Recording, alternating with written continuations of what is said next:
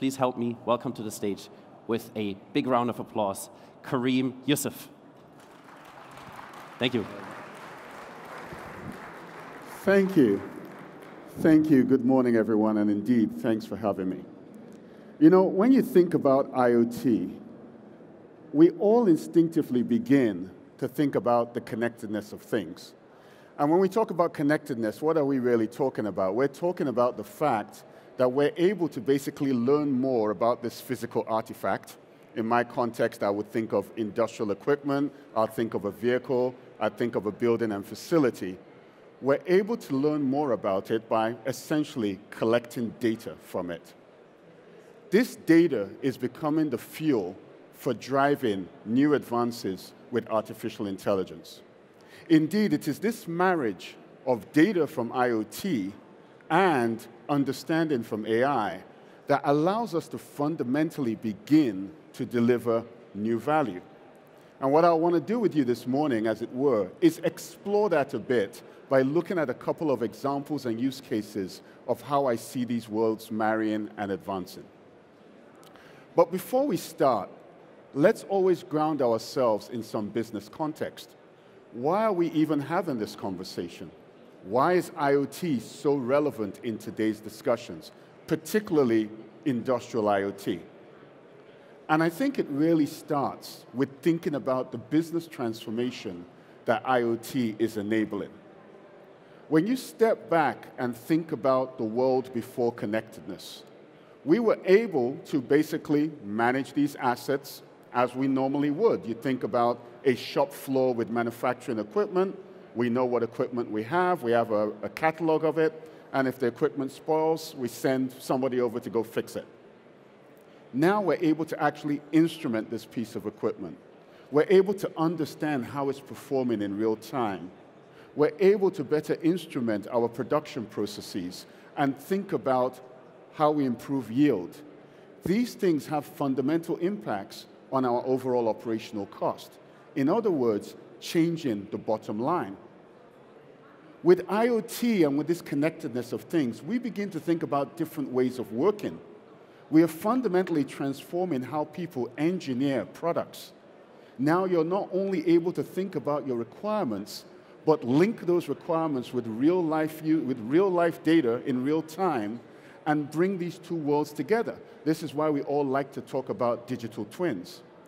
But it's not just because of that technology, it's really because of the new ways of working that we are enabling people to achieve. And when you think about new ways of working, you also begin to think about new ways of delivering value.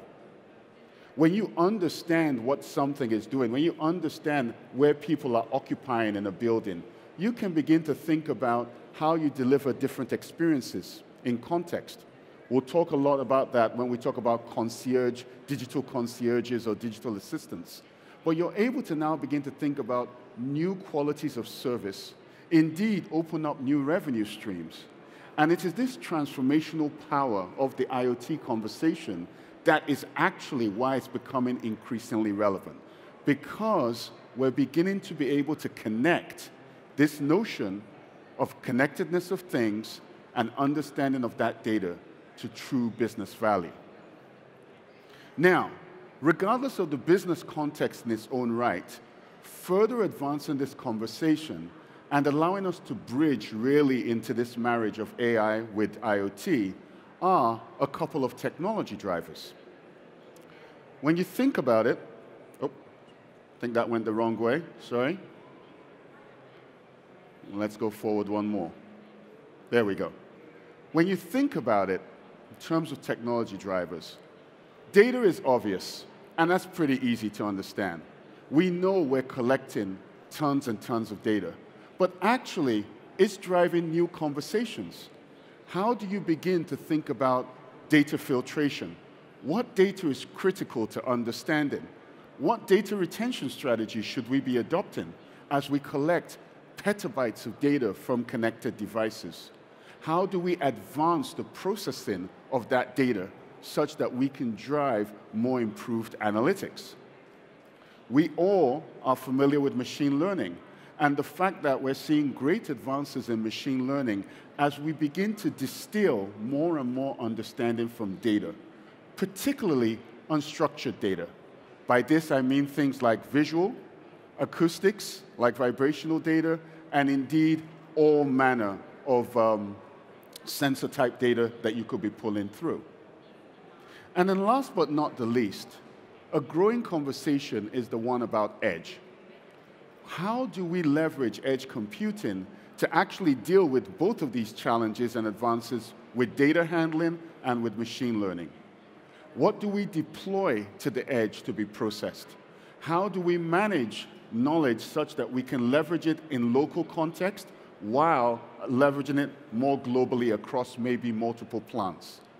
These are key things that we all know we've been driving advances in, and they're beginning to unlock and allow us to explore a couple of key patterns, or if you prefer, breakthroughs with AI. And in particular, what I want to focus on today and really spend the bulk of our time doing is talking about 3 of these key patterns: pattern recognition, knowledge and expertise, and digital assistance. And what I will do in this is take you through how these are marrying in with IoT to unlock its value and fundamentally begin to transform the way we work, particularly in an industrial context. So let's start with pattern recognition. Pattern recognition is a pretty obvious one to understand. Here we talk about teaching machines to recognize patterns based upon data that is provided. And one of the easiest use cases to get into context is the one of predictive maintenance. When we think about industrial equipment, right, typically before the, in quotes, connected era, what we would do is, if the machine breaks, we send out a work order and someone goes and fixes it. We were reactive to the situation. With predictive maintenance, we're looking constantly at the data coming from that piece of equipment. We're able to correlate that with other historical data and begin to predict when failure might occur so that you can, for example, do a proactive maintenance. This is probably the simplest and what I call the lowest hanging fruit when you think about how IoT and AI come together to actually begin to fundamentally change work processes. And it is a place that all of us are getting pretty comfortable with. What intrigues me a bit more, however, is how we can begin to use machine learning and AI to drive new work processes, like with quality inspection. We at IBM have been making major investments in acoustic and visual insights. This is about teaching the machine to see and hear, and based upon that information, detect or alert to anomalies. Imagine, if you will, teaching the machine to look for defects in various pictures of a manufactured piece, and automatically detect if these things are, when they come off the line, are still good or broken. Really, think about it something like this. Take a look at this picture. This is actually a training set where you're looking at a circuit board that is marked up and annotated and use this training data, right, to teach the machine to understand how to spot defects based on this particular manufacturing process. Now, you might be trying to imagine in your mind, what does it take to train a visual insights type system like this? You have scenarios ranging from about 500 pictures, which are annotated in about a day, used to train the machine in a couple of hours and then get it running, to 4,000 pictures, often correlated and correlated over about, say, 5 days, similarly used to train the machine and then get it running. And so you can begin to imagine how not only are we leveraging IoT data and AI to detect if there are problems with equipment on the manufacturing line, but we're now able to leverage real-time data, in this case visual data, to detect if what we're producing on the line is actually of the correct quality. You also want to be able to surface this in very easy and contextual ways for the line operators. So with our quality inspection capabilities, you really find yourself delivering tools that basically look something like this. A simple defect check as the product is moving through the line and alerting. And based upon the alert, moved off for further inspection. These are pragmatic and very, very accessible ways of beginning to leverage AI capability with real-time IoT data to fundamentally improve a manufacturing process. And you can think about what kind of savings you can achieve in terms of labor and accuracy detection and training cost when you begin to deploy AI with IoT like this on a manufacturing line. Don't just take my word for it. Over at Shenzhen, China, Star Opto Electronics Technology, they manufacture LCD panels. They're one of the world's largest producers of LCD panels. You can imagine that when you think about an LCD panel, right, it's all about that pixel, isn't it, right? It's detecting whether a pixel is flawed or not. And quite frankly, a lot of this inspection is traditionally done quite manually, as in you train experts to study the panels as they come off the line. What we've been able to do is to instrument the production line with high-speed cameras that take pictures as the panels come through and leveraging visual insights, inspect and detect whether there is an issue with that panel that can then be moved off for deeper inspection and corrective action if needed. This fundamentally improves the throughput and yield on that line and, quite frankly, more effectively leverages their skilled resource. This is back to my point of unlocking the power of IoT with AI and bringing these things together. Another good one to think about as a pattern is around this concept of knowledge and expertise.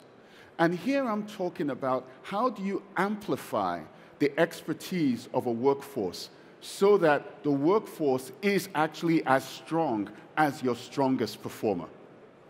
Think about training anyone in an industrial context. You will have the seasoned engineers or operators who have, by years of experience, instinctively and intuitively know what to do. And you have your new trainees coming on through. How do you democratize that experience? How do you expand it and raise, as it were, you know, a rising tide raises all boats, raise everyone up to a different level? Well, once again, this is where AI can come to help. And so we have been focused on what we call Equipment Advisor. Think about this as leveraging AI to allow a maintenance engineer to more effectively and quickly fix a particular piece of equipment. Now, when you think about building systems like this, what you are training it with is with the corpus of knowledge about the equipment type. For example, the same thing you would use to train an individual: user manuals, product guides, technical diagrams, work logs, maintenance records, all married with real-time data, as you get it, about the actual performing equipment. And so you begin to think about how you logically slipstream this in to how people naturally work. Let's try and do this by walking through an example. And I'll use a couple of screenshots to kind of like guide you through how this actually operates in practice. Here I've got a screenshot of IBM Maximo. It's an asset management tool. I would call it market leading. I would probably say others would agree. But the important thing here is that with any asset management tool, you're fundamentally focused on a repository of your assets, and typically you generate work orders based upon things that need to be done. And so what you see here is a very classic screen that a maintenance engineer uses to receive work orders and go about their day. Into these kind of screens, your first point of integration, and we're talking about predictive maintenance, is leveraging AI to look at data and alert to where there might be problems, which then triggers a work order for the individual to go work on. And you see that there, something about go check out something with this water treatment inspection. The maintenance engineer typically clicks on this and goes about their business. However, we're introducing a new element to the screen, Advise Action. This is integrating in Equipment Advisor to, based upon the problem, look at the corpus of knowledge it's been trained with, look at the real-time data about the problem, and begin to give advice, giving a scoring on what we think may be proper maintenance approaches based upon historical records with a notion of relevance, and allowing the user to deal in on recommendations around how to fix the issues. This is all about what I call workforce augmentation, or what I would call skill multiplication, right? You're talking about force multipliers. Observe here, what is critical in this scenario is this technology has to fit in seamlessly with how the maintenance engineer works. They have an established workflow and process. I have my work orders, I need to go do my work. You want to seamlessly integrate into that AI capability that augments and enhances how they work. And this is extremely critical to bring these kind of advances to the fore and actually enable them to deliver true business value. And so when you think about AI and IoT, remember it's not just about that marriage of that technology, but it's also how you think about the user experience design to integrate those capabilities into the hands of the users.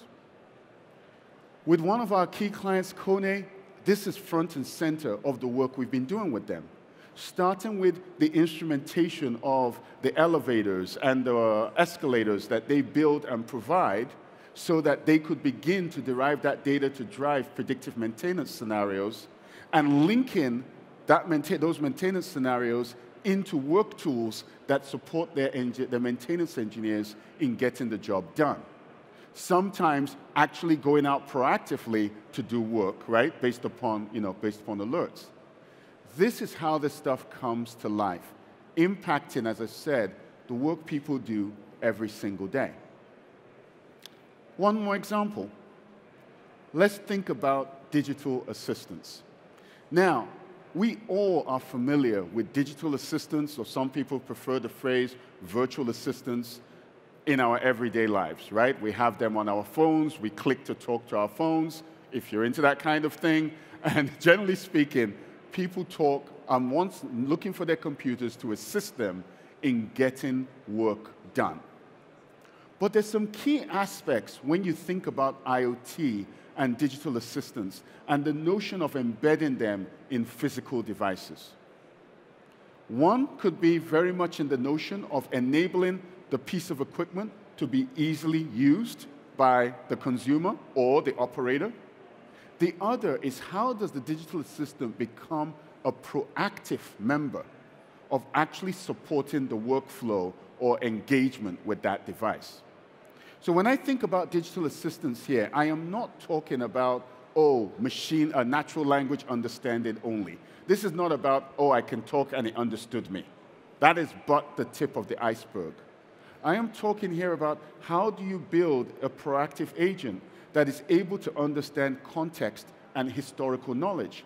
For example, a digital assistant in the car that recognizes you are driving past a restaurant that you frequently go to and you have dinner plans to be scheduled over the coming weekend and recommends, do you want to stop in and make a reservation or should it make one for you?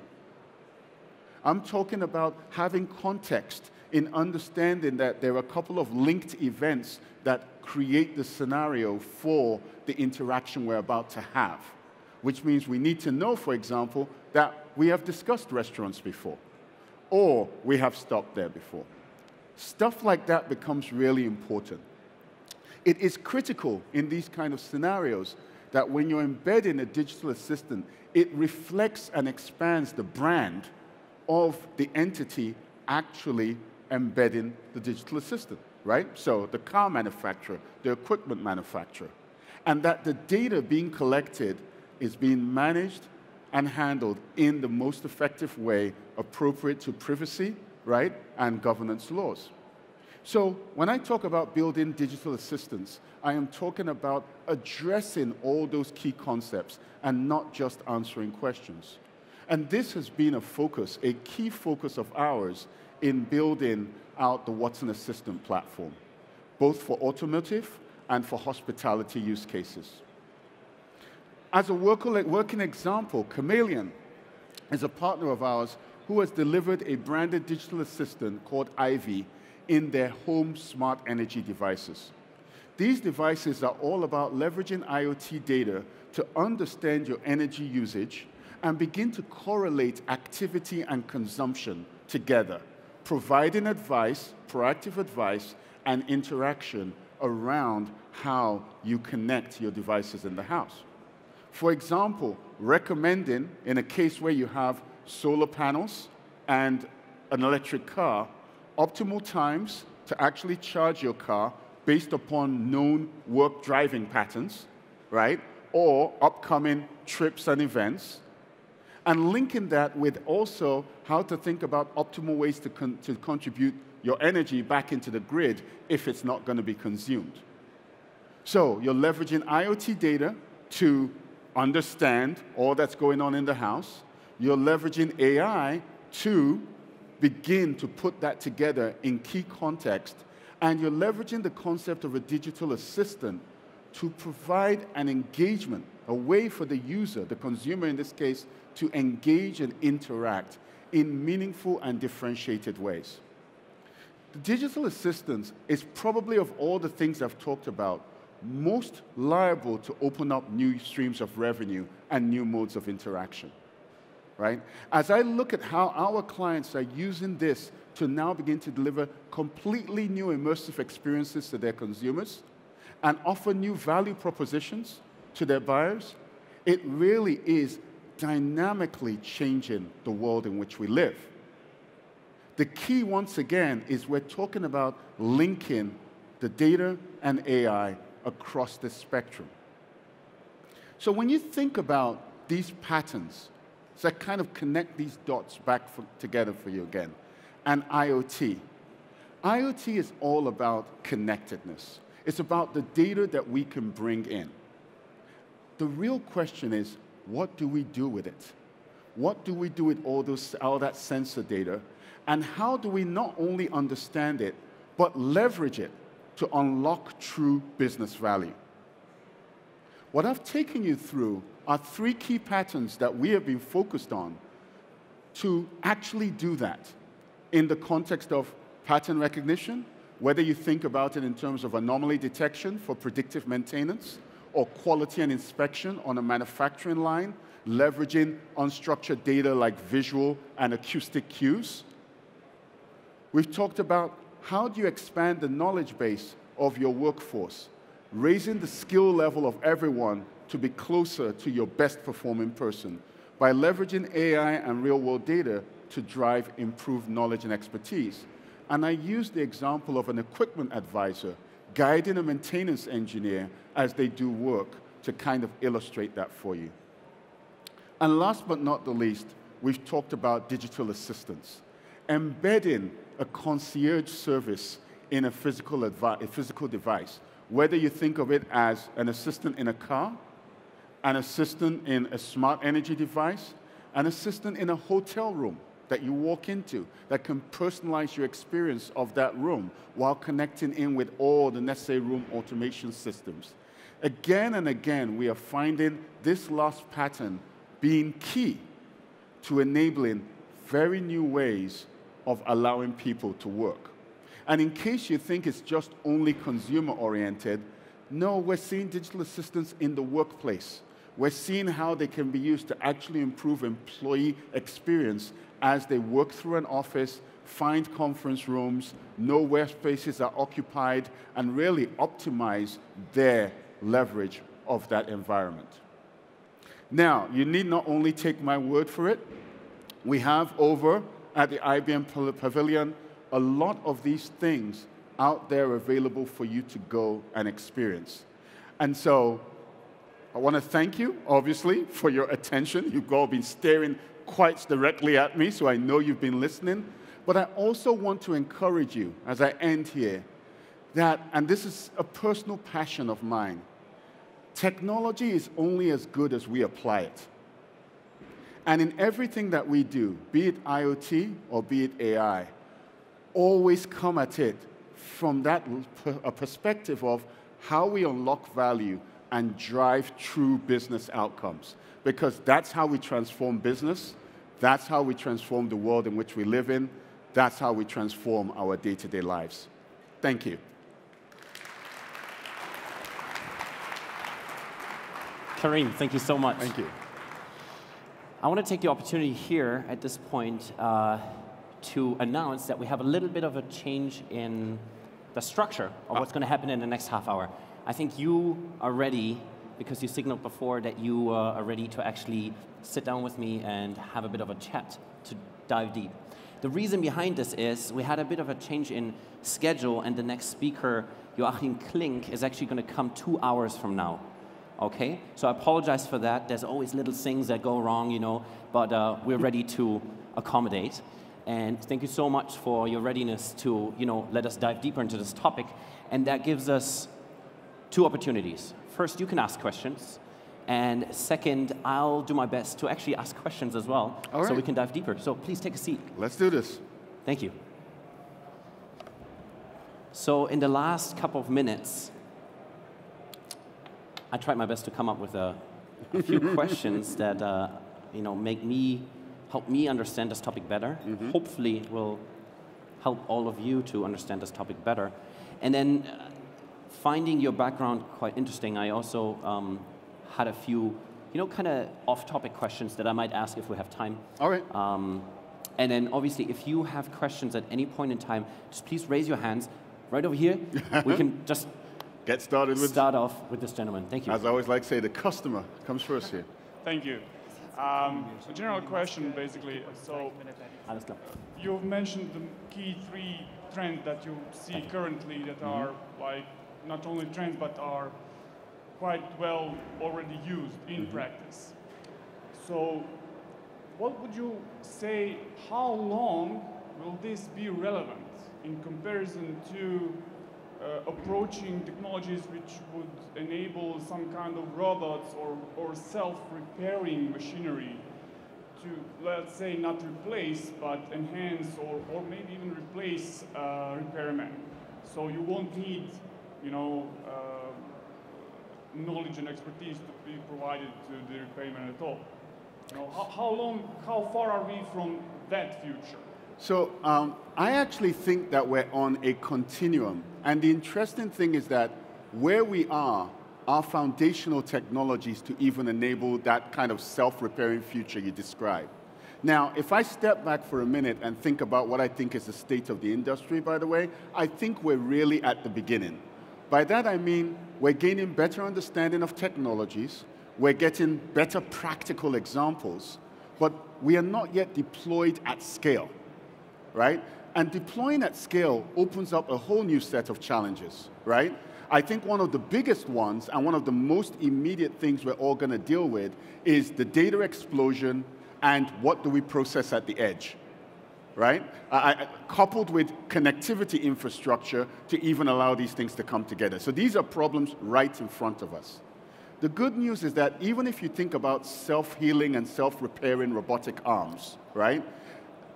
All you're now doing is taking everything we've just described and embedding it in that particular physical device, right? And enabling a higher level of autonomy, right?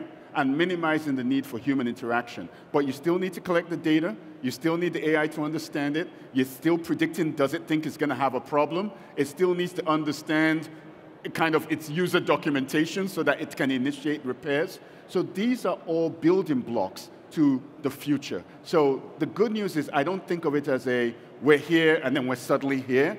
I think we're going to find ongoing adoption. But I think the real issue for all of us right now is actually adoption at scale. That's what's right in front of us. And I think we've got kind of the next 2 years are going to be pretty exciting as we challenge adoption at scale, or address the challenges of adoption at scale. Thank you. So just expanding that, as we go 2 or 3 years' time, which I think was the question, I think what we're going to find is as we get more and more comfortable with AI technologies, right, 2 things are going to happen. I think we're going to get more comfortable with more autonomous action, right? I think right now a lot of it is, tell me what you see, but I'm going to push the button, so to speak. I think we'll get more comfortable with more autonomous action, and so you'll see that happening. And then I think that we're going to begin to unlock new patterns, not so much new technologies, but actually new ways of leveraging the technologies that we haven't yet thought about. And what I like to use as a kind of a mental model to think about what the step change could be is I think about the mobile phone or the smartphone, right? For those of us, and just looking through the audience, I think a couple of us can claim to be old enough, as in we knew the world before the iPhone existed, as a case in point. You can imagine when you first had the smartphone, we still used it pretty much like a normal mobile phone. We made mainly phone calls on it. If you look at your percentage usage now, 10 years later, the amount of time actually spent on your phone making phone calls is drastically less compared to all the other things that you can do. I think there's that level as well that will unlock as we begin to get more and more comfortable with the technologies. But if I was to do a little crystal gaze bowling, right, or crystal gaze bowling, or crystal ball gazing, is what I needed there, thank you. I think it's going to be a lot more around autonomy and increased levels and comfort with autonomy as we dedicate ourselves to higher level functions.